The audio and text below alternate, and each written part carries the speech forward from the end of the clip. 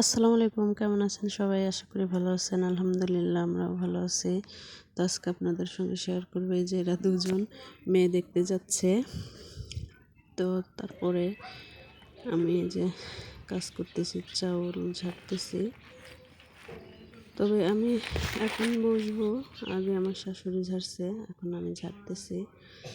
দেখেন কিভাবে আমরা চাউল ঝাড়ি। তো আমাদের হচ্ছে গৃহস্থ বাড়ি, অনেক কাজ আমাদের বাড়ি। তো আমরা আজকে কি কি কাজ করব সেটা আপনাদের সঙ্গে শেয়ার করব।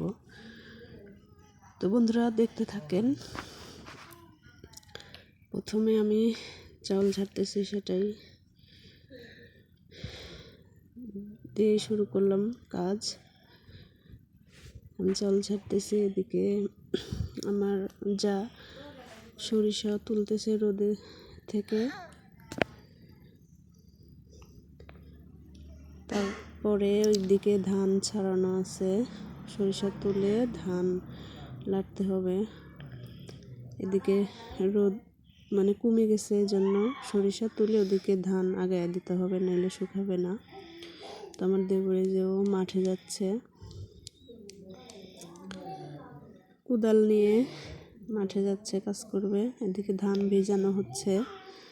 তো আমাদের ধান কড়াইতে করেই সেদ্ধ করা হয়, যে সেদ্ধ করে রোদে দেওয়া হয়েছে, আবার ভিজানো হচ্ছে নতুন করে। ওদিকে সরিষা রোদে দেয়া হয়েছে, কিছু কিছু বাকি আছে, বাড়ানো লাগবে, বাড়ি দিয়ে ওগুলা বের করি আমরা।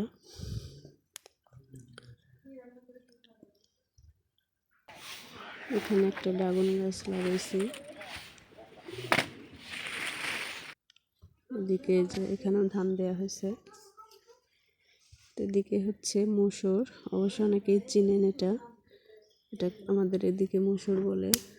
তো এটাও রোদে দিতে হবে, তবে আজকে দিব না, আজকে অনেক কাজ। তো এই পর্যন্তই, আল্লাহ হাফেজ।